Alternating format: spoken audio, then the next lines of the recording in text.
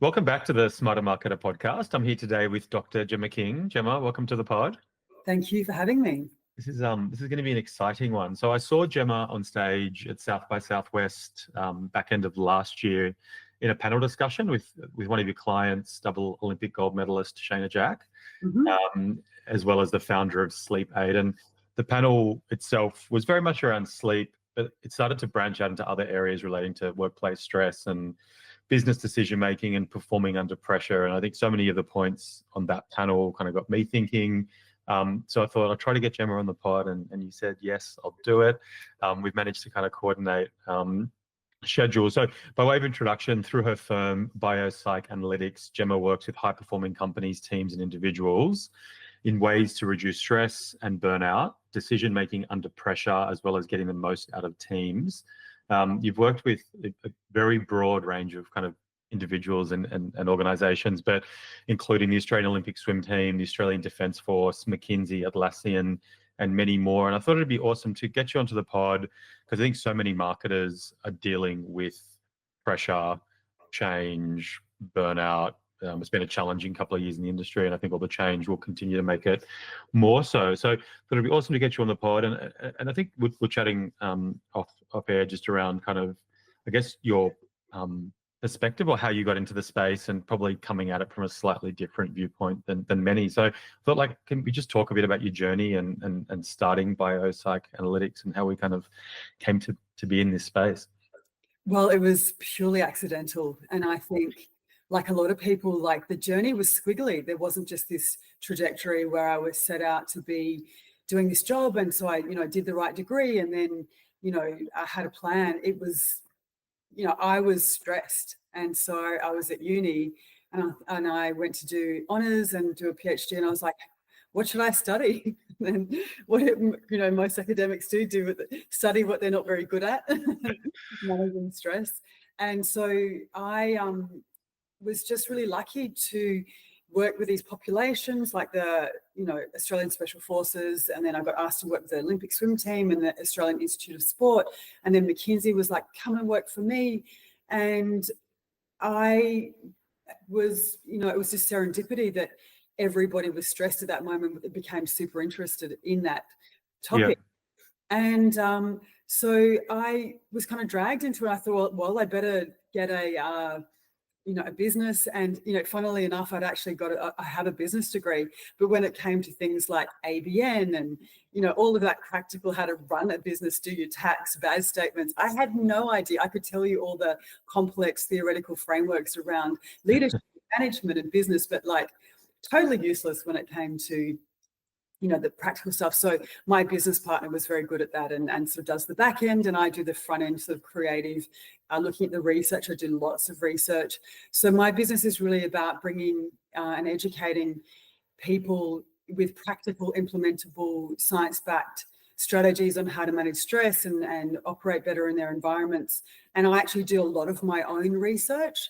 So I love, I'm super inquisitive and I'm always wanting to find out more, but, research doesn't really pay the bills. And so that's my love. And then I will then translate what I find into organizations, and that's, consulting.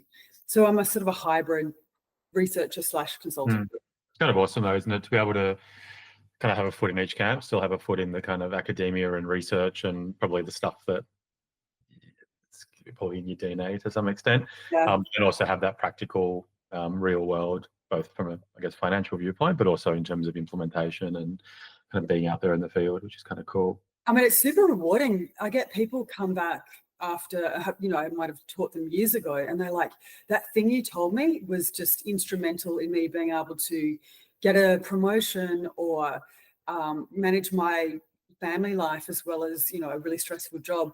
And just seeing sort of like this, people have epiphanies and have this realization that this is in their hands. And if you just have to understand the mechanisms underneath which, your physiology and your psychology run on, you can actually do amazing things. And I think that's, super rewarding. So I really can't ask for more. I'm just really, super happy and excited to get up every day. From what I see, It's kind of harder and harder at the moment. I think like there's kind of macroeconomic challenges that have kind of been there for a few years. Marketers are generally dealing with lots of change, and we've kind of in the last year or so, it's in this kind of wave of technological change and generative AI and ChatGPT and Yeah. There's expect. no playbook. Like nobody, like all those Yeah. theories that you learned maybe at uni in marketing, or your mentors told you, like chuck all that stuff out. It's a new world order, and nobody knows. Nobody has the answer, and it's Yeah. shifting so frenetically and in different directions. So I think everybody's just out there. No one has the key.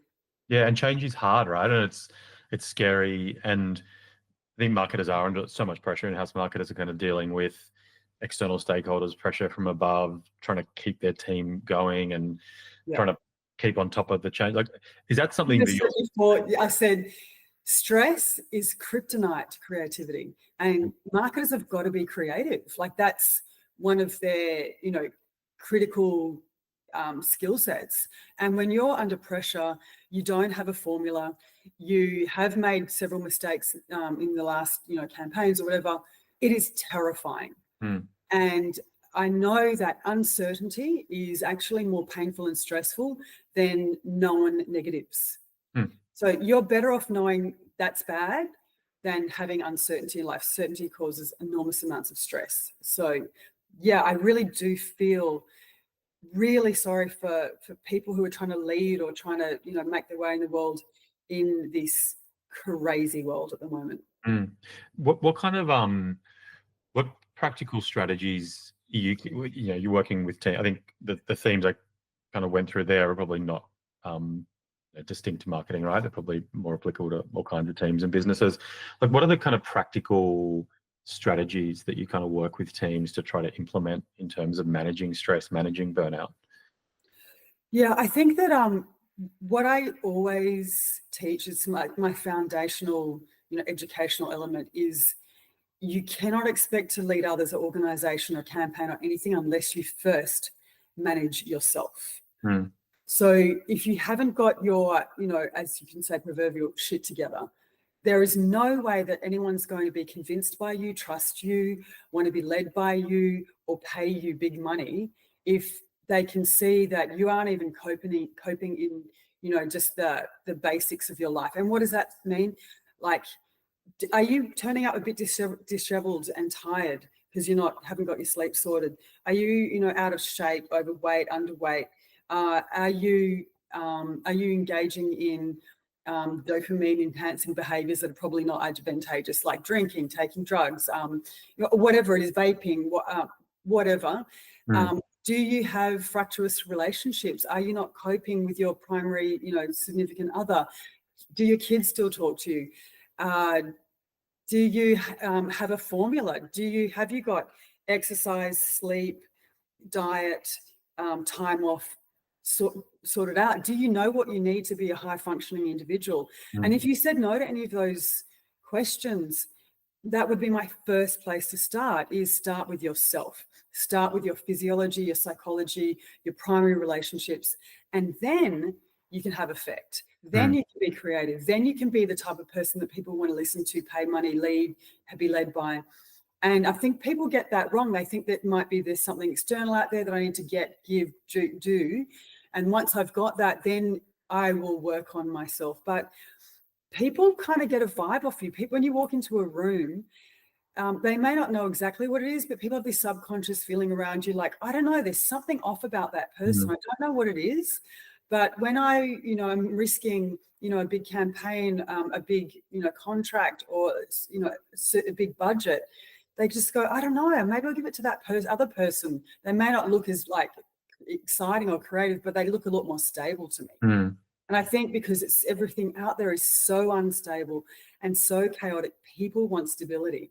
And you have to embody that sense of trustworthiness and stability. Yeah, so I think that, if you first thing is sleep. Like I said at South by Southwest, everything stems from there. And I went fighting and kicking into this realization But as a stress researcher, I'm like, man, this is it. You start there, and because if you're tired, you cannot do anything else very good. It does feel that kind of looking after yourself first. It is kind of the oxygen on the airplane, right? It is. It sounds boring and everything, but like, oh my god, it's so true. You have to look after yourself. I think of that as a parent. I think it's always, you always have to put your kids first, and I think it's probably took a while to flip that. And I think you actually can't do that unless you are looking after yourself first in terms of a lot of those things that you mentioned.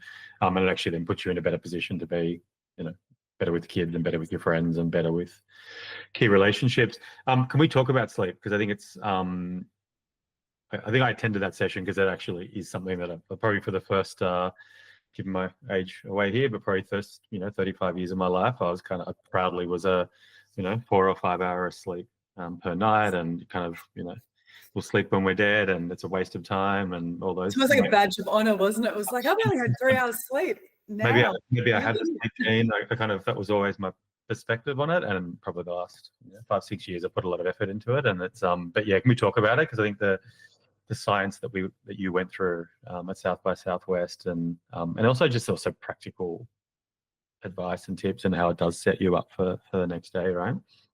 Actually, after South by Southwest, I had someone come up to me and say, "Can you please write a book?" So I've got a book deal on sleep. So I'm sort of in the midst of writing that now. And my God, like, people are just having, like I did, having this absolute epiphany that, wow, all I need to do is that, and my whole perspective on life changes. I mean, so there isn't a system in your body that isn't affected by sleep deprivation. And you can tell someone's biological age by how much they sleep. All of us, whether we like it or not, if you live in the hill tribes of Papua New Guinea, or if you are from Sweden, or if you're from, Midwest or Melbourne or wherever, humans need, on average, 7.5 hours of sleep. There are outliers. So there are people who are very, very lucky people who have a gene called the DEC2 gene. I think it's about 4 in 100,000 people have this gene, and they only need 4 hours sleep. There's no physiological decrements at all from them having that much sleep. And interestingly enough, there's a overrepresentation of these people who are in politics, who are in startups, entrepreneurs, CEOs, generals, because while all of us are slumbering, they are up reading and getting ahead of the curve, and just getting, Wasn't Winston Churchill one, I think? Yeah, he's definitely was one of those lucky people. And you may find there's other people in your family that didn't need much sleep. I'm sort of about a 6-hour person. I don't really need 7.5. I can function pretty well on no sleep. But if you're starting to get up to 9 hours, 10 hours, that there could be something wrong as well. There's a strong correlation between a lot of like mental health disruption, dementia, other metabolic disorders, if you're sleeping, a lot of hours. The exception is elite athletes.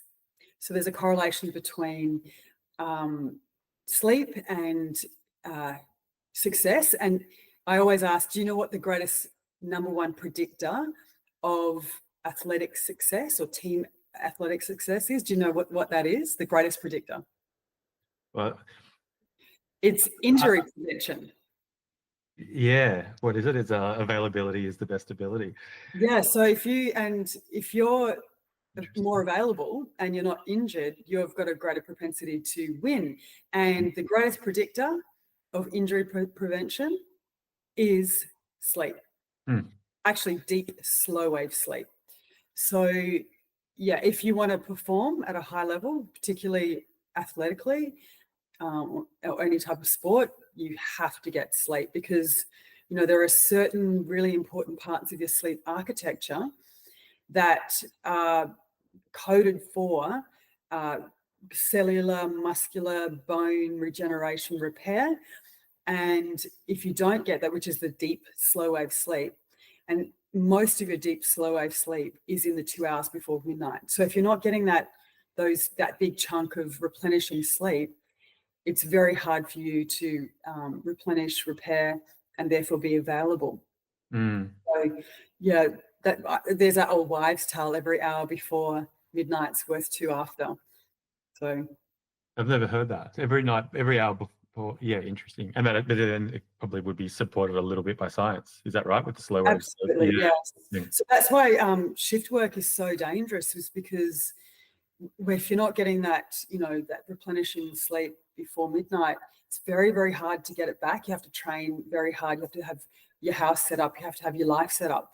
And that's why they're looking at making shift work a class 2 carcinogen, because the correlation with sleep disruption through shift work and cancer, metabolic disorder, even divorce, miscarriage, a whole lot of things is really strong. People who engage in shift work live on average 15 years less than non-shift workers. And so here's a question for your listeners. If you, in the last, okay, so if there's 25 days in a year where you sleep, if you're awake between the hours of 10 and 4 a.m. for at least 2 hours, you are considered a shift worker. So that's a lot of people. So 25 days a year between 10 p.m. to 4 a.m. that you're awake for 2 hours of that time. Yeah. 4 times a week. 4 times a week. Yeah, okay. So that's probably like a lot of people. Yeah, it's like, and then what? They're not shift working. They're on Netflix. They're on their phones at night. They're so many kids are up to 1 a.m. on a regular basis, 2 a.m. It's terrifying. And what about that connection with undersleeping and then your ability to turn up the next day in the office and make good decisions and work with your team? Because the kind of the conversation at South by Southwest kind of steered in, like, obviously you had Shannon Jack there as an Olympian, and it's kind of a different purpose, right, to being a white collar worker going into the office. But I think there's so many of those benefits or drawbacks, right, depending on whether you're getting that amount of sleep or not. If we could maybe talk a little bit about that. Yeah, it is like so most people who I see who have mental health disruption also have a sleep disorder. So the direction of causality is really hard to untease. Are they mentally disrupted because they're not sleeping, or are they not sleeping because they're mentally disrupted? And I actually believe a lot of it is that if you're not sleeping properly, you do have mental health disruption. And there's a mechanism is that throughout the day, when you use your brain uses energy, and it's through this mechanism where adenosine triphosphate, or ATP, makes a little explosion in your head, and the bond goes off, and that breaking of the bond is what gives your brain the energy that it needs to think, look, speak, reminisce, remember. And so as you build up the energy usage throughout the day, the byproduct of that explosion is a thing called adenosine. So this is a product molecule that builds up in your brain throughout the day. And it's kind of like Mother Nature's dimmer switch. So when you get this build-up, it's like, okay, you've been thinking, you've been using your brain too long, it's time to slow down.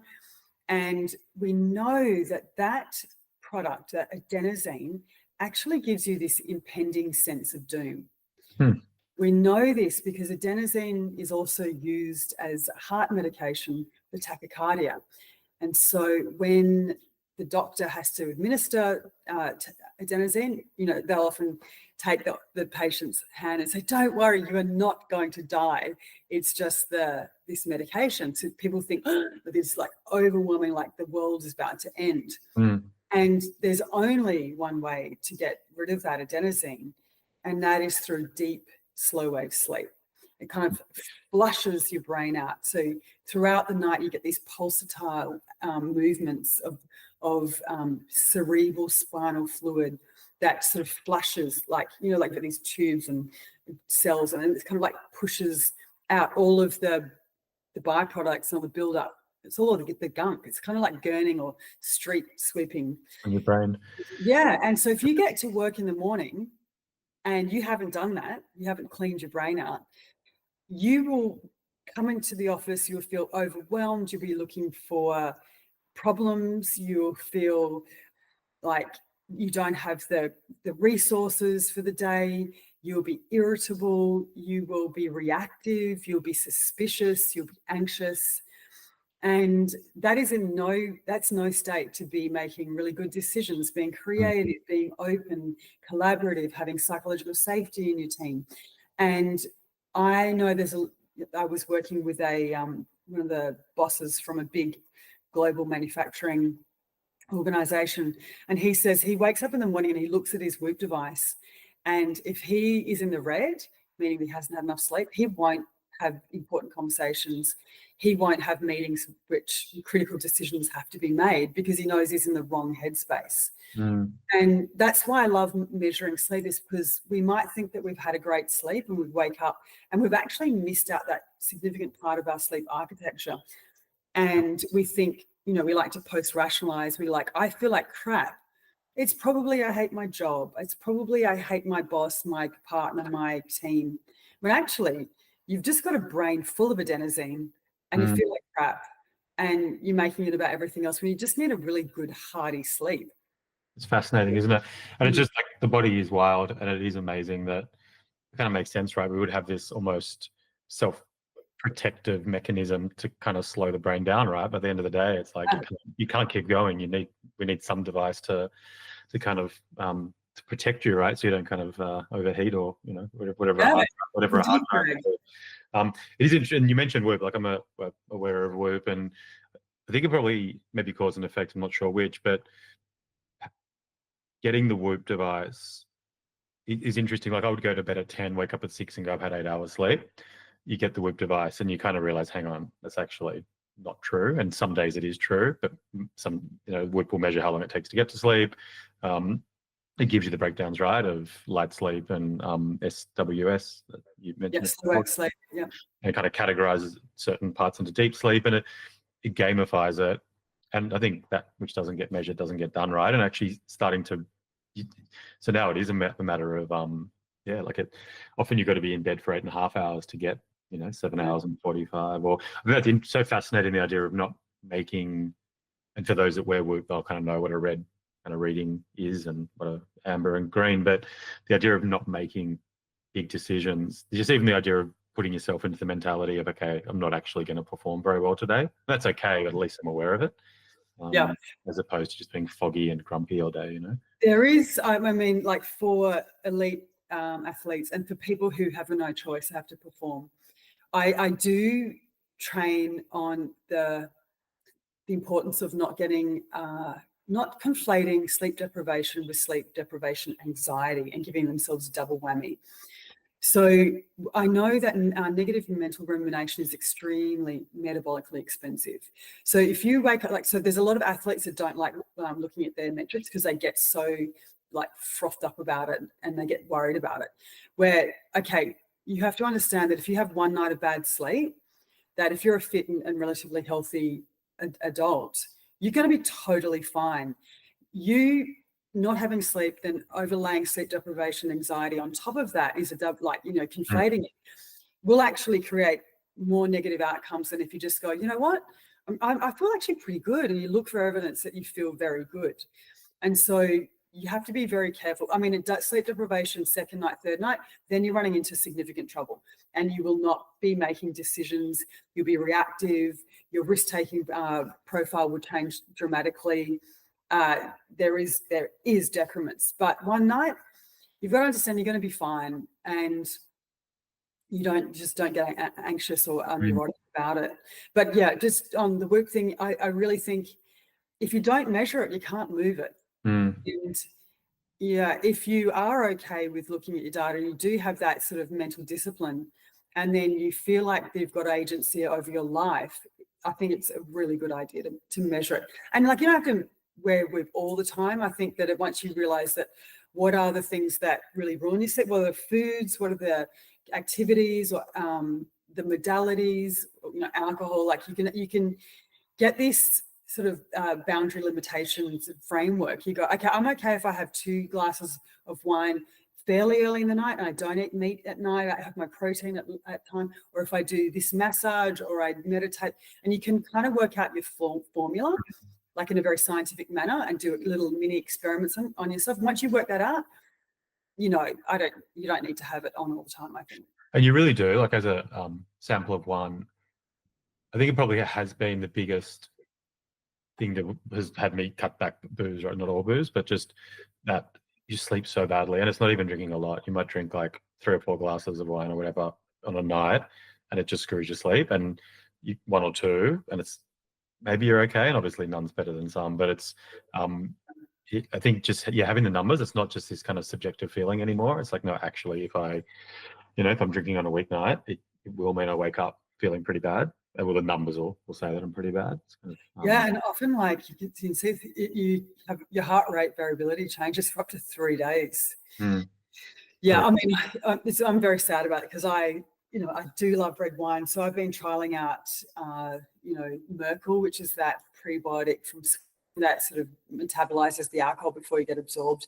That actually does work. There's another one I think has come out in Australia. I can't remember the name of it, but they've really been pumping it on social media. So I think, I mean, we live in a culture where alcohol is very prevalent. It's part of our culture.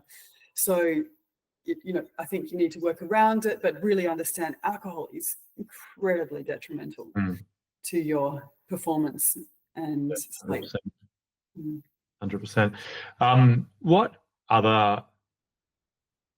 advice would you give on, I think like most of us, like, don't sit there on your big glaring screen before you're trying to get to sleep. Like what other, I think measuring it is awesome, trying to cut back on booze where possible. Other bits of advice around how to get better sleep going?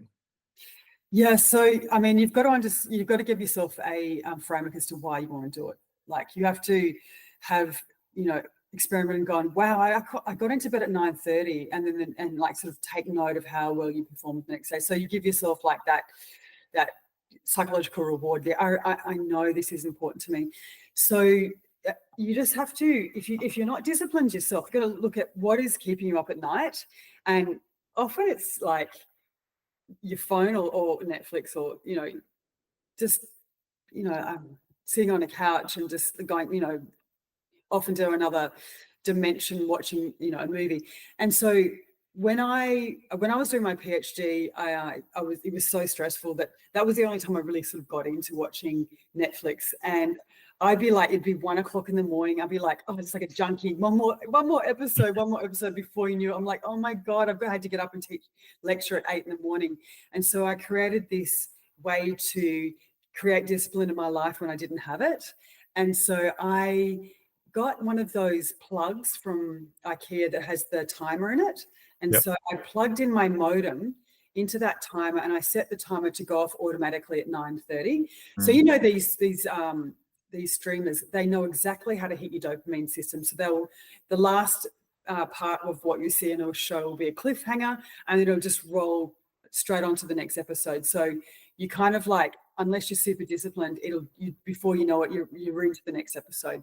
So I knew that. So I'd be sitting on the couch and all of a sudden the power would go off my modem. And so my show would stop and I'd be like, oh, damn it. But what I did was I put the modem right up in a cupboard, right far away, behind all these cords.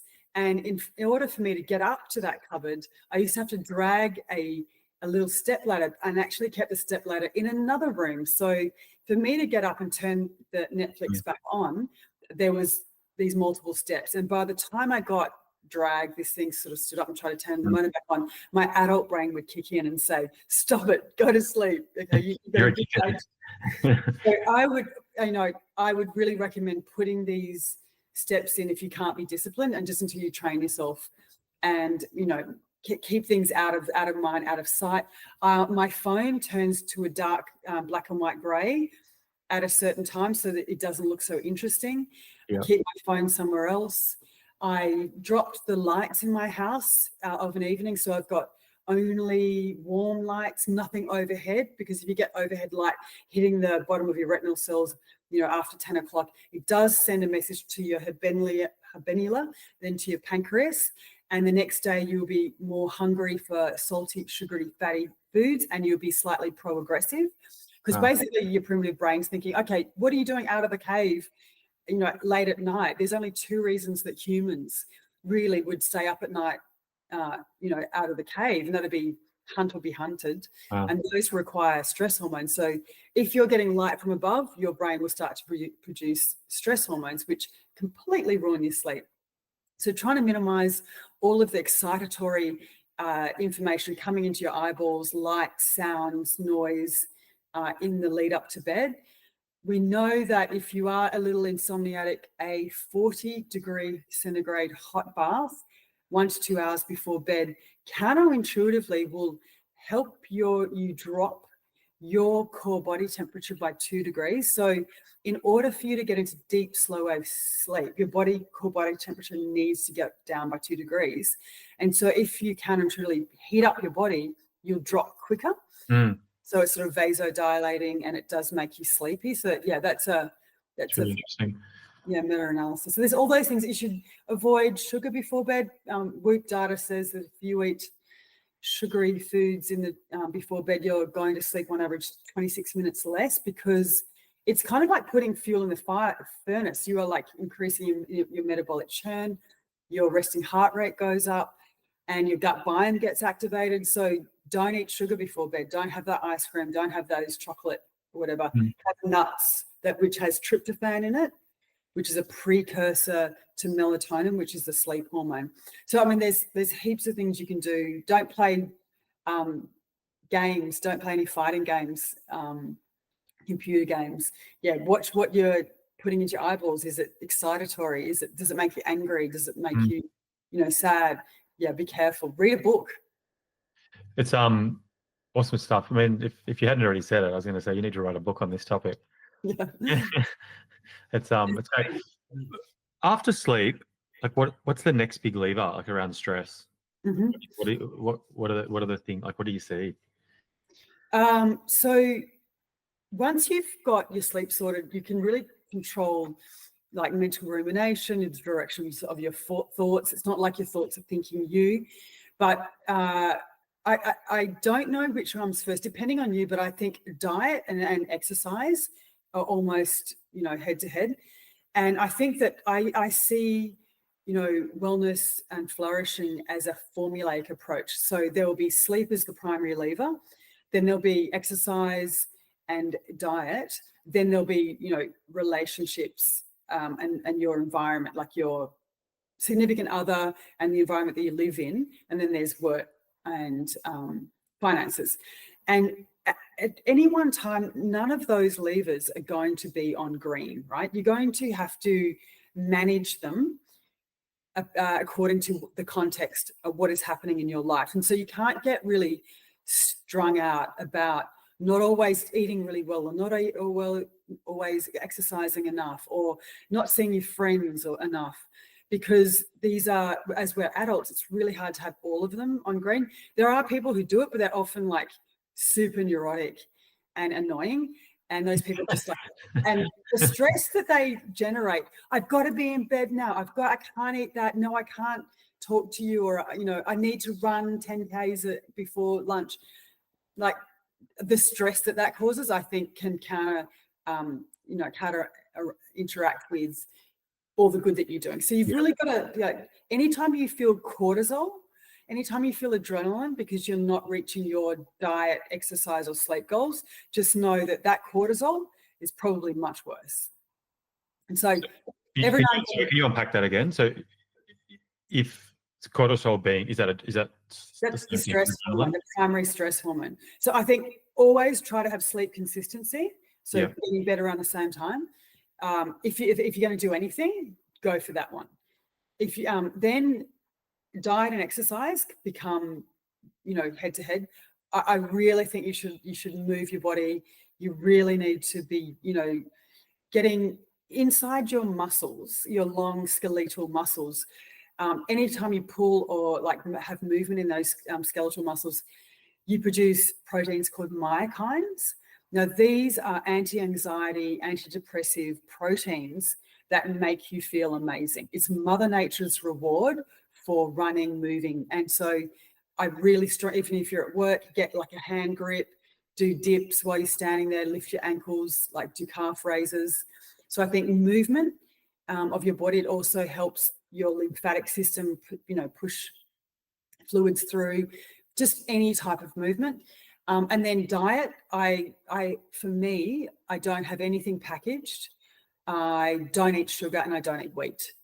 The naughty thing I do is red wine. But apart from that, I don't have anything with MSG, food colorings, flavorings.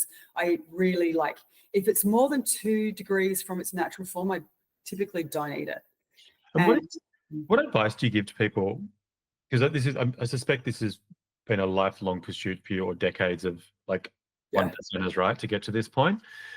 Like, and I suspect that listeners there'll be a spectrum, right? There'll be some who are as disciplined as you, have got it all going. There's going to be some who are probably halfway on that journey. But what about like if you're at the other end of the spectrum and it's Macca's, it's fast food, it's not looking after yourself, it's booze and drugs, and like what are the ways to try to move yourself in the right direction, but also doing it in a way that you're setting yourself up to succeed and not just well, I'm not that disciplined, right? I mean, like I had a massive weekend. I just know like how to get back. So I always say, like, do the good things most of the days, so then you can do bad things. Right. So I'm all about, like, I love having fun. I love going out. I love having, a blowout on the weekend, but I know exactly what I need to do to get back on track. And I don't feel guilty about it. Yeah. Like rumination and guilt is really bad. But like, if you are like really down the other end of the spectrum and you're not doing anything right, first, I mean, just get your sleep right for a start. Just do that one thing. And if you can't get your sleep right, get sleep consistency. So that means try to get to bed at the same time every night. And so what you find is a lot of other stuff just falls into place because you've got the bandwidth to think about eating better or exercising. So if you can't get to bed early, at least go to bed at the same time every night, even if it's late. Right? So just have one consistent thing in your life. And then I think that when people are trying to anesthetize themselves with alcohol, drugs, food, what they're trying to do is like they're trying to as I said, anesthetize from a feeling, right? There's some emotion that they don't want to feel. And so before you go to the fridge, like, and you mindlessly like saying that, and before you know it, you've just rammed something into your face, just try and think, what was I thinking right before that moment? Or before you go to get a cigarette, or before you go to like reach for a drink, or you plan a big night, you're going to go out and get on it. You think, like, what was I just thinking? And you will find that there will be a persistent emotion that you're avoiding. And I think then once you just go, oh, you know what sends me to the fridge? You know what sends me to the bottle is that thing. And then you need to go and get some professional help. I mean, there's so many books, there's so many podcasts. Even get on ChatGPT and say, I have a food addiction, or I have this addiction. And I just realized the thought that made me want to do that thing is this thought. What do you think I should do? And ChatGPT, even the free version, is excellent at being your personal psych.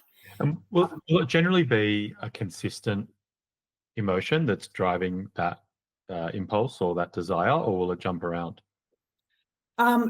It could jump around, but like at the basis of it, it's probably the same thing. It's fear of not being loved, fear of not being accepted, humiliation, embarrassment. So it's some emotion that makes you feel separate from others, or separate from your real self. And a negative emotion, obviously, right? And it could be dressed up as I'm overweight, I am unlovable, I can't get a promotion, I'm not earning much money. But when you peel the onion back and you ask why do you feel like that, there usually is a kernel, and it's probably something that might have started in your childhood, something from your parents. But yeah, I think that a life left unexplored is a life not worth living. And as you get older, you think, my God, I'm so sick of being sick of myself. Like, surely I've got to work my shit out by now. And I think that unless you endeavor into uncovering what's driving these bad behaviors, why do I keep doing the same dumb stuff over again? And you really are sick of that person that does that. it's really hard Mm. to ever be successful and ever be like truly happy and have really good relationships and be a good parent. Like I've spent a lot of time like investigating, like, why was I like that? Why did I do those things? It's fascinating. So kind of getting to the crux of that kernel as you described it, in Yeah. theory, and resolve that, and then these other things, these impulses dissipate. And Yeah, because it's never about the drugs. It's never about the food. It's never about the gambling. It's never about those impulses. Mm. That's just the behavior that comes out of avoidance of a deeper emotion. So when people will go, oh, you're an alcoholic, you need to go and, go to a facility where you don't drink. Okay, you might stop drinking, but you'll probably take up taking something other unhelpful, dopamine eliciting behavior. Like it's never about the thing you're doing. It's always about the deeper emotion. It's fascinating. The thing is not the thing. No, it's not the drugs. It's not the alcohol. It's not the booze. It's not the food. And I think people get caught up in that. It's fascinating. Oh, the kind of stress, burnout, sleep. It's fascinating stuff, right? And I think it, like marketers or no marketers, I think all of us can take something into our life with that. I'd like to just move into decision making and decision making under pressure, and I think probably a lot of it is intrinsically linked to what we've just spoken about: sleep and being ready to go and having a clear mind. But maybe if you could just talk a little bit about like what you work with your clients on in terms of good decision making and how that kind of comes to be. I know that when people are under pressure and stress, they often revert back into primitive processes, or they'll see themselves behaving in ways that like their parents would speak to them, and so I didn't want to be like that. Like I'm different, and I know that people listening may have sat through thousands of hours and hundreds of thousands of dollars of professional personal development, but in those moments when you need to show up, when the pressure is on, when in those critical times, and you need to make a decision, all of those high order concepts that you have been taught, those 5-point strategies, all that blah, blah, blah, it just goes, you forget about it. Like, what was that thing? And you actually end up reverting to quite primitive processes. So that's why I always go lead yourself, understand your physiology, and you need to engage in stress inoculation. You need to practice making decisions under pressure on less critical constructs before you do the big things, because you want to know how you act under pressure. And that's why I engage a lot in stress inoculation training, like putting people in intense, I would sleep deprive people, I would shock them, I would physically like make them uncomfortable, just so when they knew, okay, I act like this under pressure. I like it how you're laughing as you say that. That's for listeners. It's Gemma's laughing at. Did involve some electric shocks and tasers and awful things, but it's really good. But also know that there are many factors which will feed into how you make decisions under pressure. It's like there's genetics, epigenetics, your proclivity for risk. What were you exposed to in your uterine environment, in your mother's stomach. If she was stressed out, you have a different stress tolerance. You might be a little more reactive. You might be a little more notice negativity, or you might be like sort of geared towards bad things happening. Even your own, how much you've slept really does change your decision making, even your blood glucose levels. So we know that if you have a blood glucose that goes up and then it goes down. So if you're eating lots of sugar and then you have to make a decision and your blood glucose level has a dip, because your insulin's got to pull it out of your bloodstream, because your body doesn't like high levels of glucose in the system. And that dip of sugar actually will make you have a different decision-making outcome than if you had a stable blood glucose.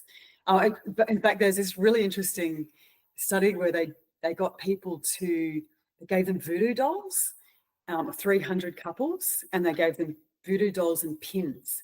And then they put those continuous glucose monitors on their arm.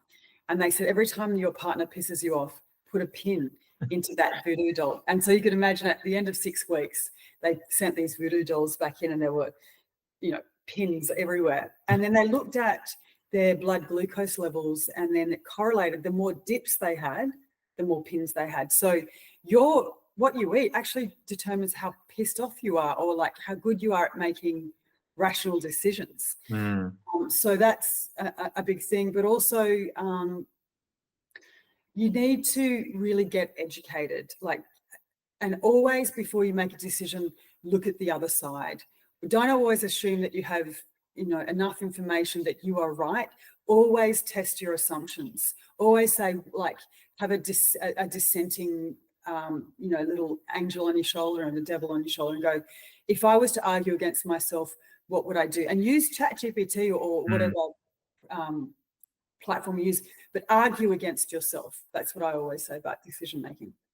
It's fascinating. Yeah, I think the ChatGPT bit is really, like, I think it was really interesting given all of your background and all of your experience, still leaning into ChatGPT, for that, for that kind of that kernel of actual, I guess, psychological help. But then as that kind of chatbot sanity check, and it's firmly in our space, right? ChatGPT, technology, marketing, like we have always gone to Google to find the answers to problems that we have and to look for service providers and for self-help. And ChatGPT is incredible. And yeah, I personally use. I've got like 6 on the. I've got 6 that I pay for.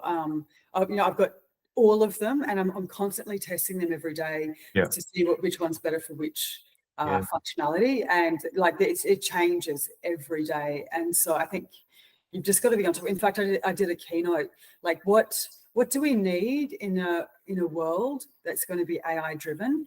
And I've been studying this for over a year now, and I think emotional intelligence is the one skill that we should be trying to hire for, foster, maintain, and grow in our workforce, in ourselves, because when the marginal cost of IQ is coming to zero, like you can get someone who's beyond PhD level, over 400, equivalent IQ at your fingertips for almost nothing.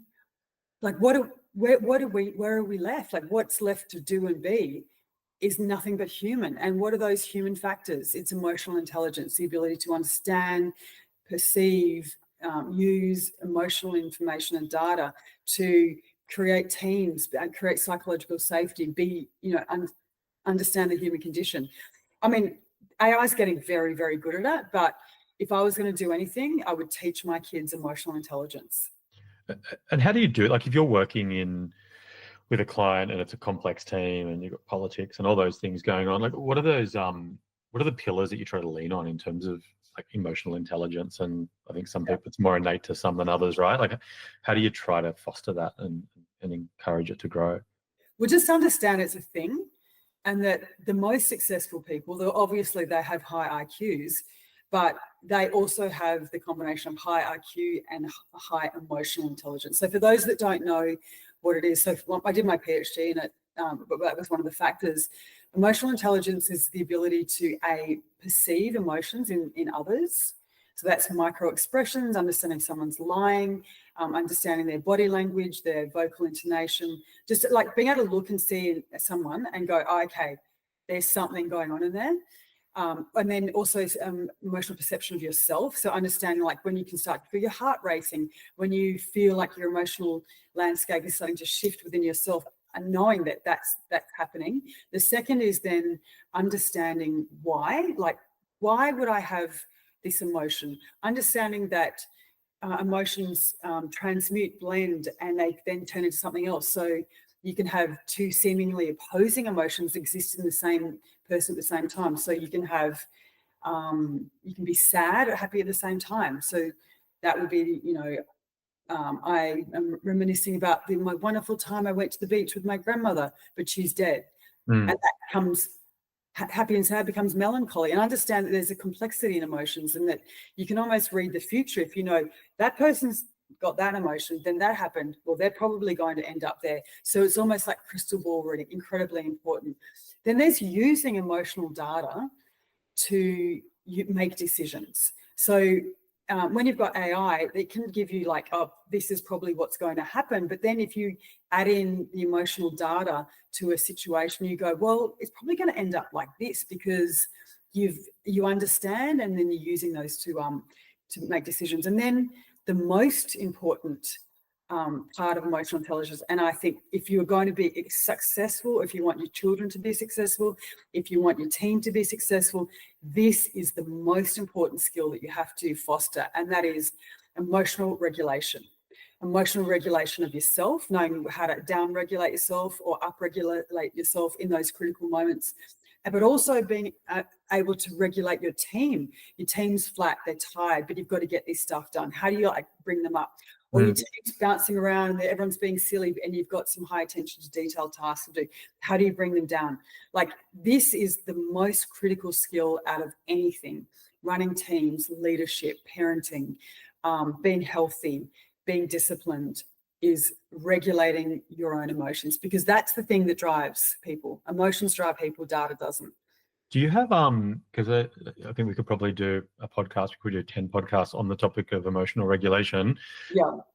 Do you have any, I mean, maybe ChatGPT is a good place to start, but do you have any kind of resources, books, podcasts, any advice for listeners that kind of go, hang on, that sounds like something that I need to spend some time on?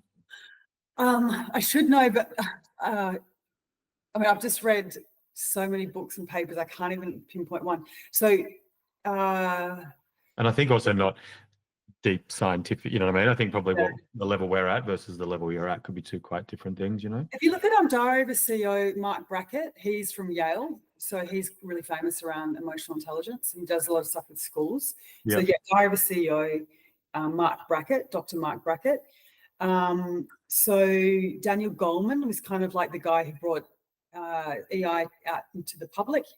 His book. If you Google emotional intelligence and then actually there's people talking at Google and why they love emotional intelligence so much. I think what you've got to do is look at your context. So I'm in marketing. Why would emotional intelligence be good for me? Get onto Perplexity. That's also an AI platform that's really good for search. Go, what should I be reading? It'll come up with amazing resources. But yeah, I can't think of one. But that's great. No, I think that's those two authors, those two books, the Google, YouTube stuff. I think it's because it is hard. We've only got an hour together, and I kind of there's a limit to how deep that we can go. But I do think that kind of self-awareness, right? Like, I am feeling like this, therefore it will have this impact on these people, and I think how you carry yourself through a day, whether positively or negatively, impacts everyone around you, right? Well, there's the chemo signaling phenomenon. So when you are having an emotion, you'll be out letting off like tiny droplets of pheromones or stress hormones or certain combinations of molecules that actually will change the emotional status of those around you. So for instance, when you are stressed out and you produce cortisol, it is super infectious, and it will change the neural processing in your team. You get activation in the amygdala or the fear center. So you have to be very, very cognizant of the emotional state that you're in. And if you want to walk into a room and have effect, people will catch your emotions through emotional contagion, through chemo signaling. It's very potent. It's really, really interesting. Could you hear my FaceTime just going? Did it not come through? My son's quite FaceTiming me. That's hilarious. Cool. Okay, there's only 3 minutes. I think maybe move to wrap up. And Jemma, we finish every episode of the pod with the one question. What's that one piece of advice that you'd give to an in-house marketer? So I'd love to hear kind of what you're thinking. So if you want to get people to listen to you and have behavioral change, you have to move them through emotion. Data doesn't move people, emotions move people. And so I've got a list of 5 constructs that if you are going to give an audience a message, try and make sure they fit into one of these 5 categories, because these 5 categories have been shown to move emotion the most. So either it's the 5 S's: survival. So what you're selling, telling, or sharing either has to hit something that has to do with their survival, safety, medical, fear. People that give their attention to subjects which impede or help their chances of survival. So that taps into that primitive brain. Then there is the element of surprise, so pattern interrupt. So if there's something that is unexpected, will catch people's attention. So something out of the ordinary that doesn't fit into their mental models of the world or what you're typically saying. And there's sustenance. So something that's going to feed them, give them sustenance, and money goes into that. So does that thing that you're talking about actually increase their ability to grow, and including money? Yep. There's the age of one sex. You know, there's if you think about, there's the cocktail party phenomenon. There's only two things that will break through a noisy cocktail party noise. If you're standing there talking, and if you hear one, your name called, it'll break through the noise and you'll go, oh, someone called my name. Or if someone mentions sex, it'll break through the cocktail party noise phenomenon. Is that true? Is that actually true? Those two things are the things? Yeah, your name and sex. Interesting. So anything that helps you get more, look sexier, any advice around that, which you've got to be, careful these days. And then status, anything that you are talking about will improve someone's status or reduce the threat to their status. So survival, surprise, sustenance, sex, and status. They're my 5 tips. So make sure that your message goes within those one or a couple of them. That's brilliant. I think that's practical takeaways for the Rocket team. I'm going to feed that straight back to our to the marketing team to be working on campaign. Like then you go, is my message have anything to do with those things? You're like, yeah, it does. It hits a couple of them, even better. All 5. That's a challenge for the team to come up with something that hits all 5 of them. Yeah, that'd be a weird marketing campaign. It's going to be in a cocktail party, I think. But thanks so much for coming onto the pod. That was awesome. It was I enjoyed the session at South by Southwest so much, and I feel kind of gone even past that in this one. So it's awesome. So thank you for your time.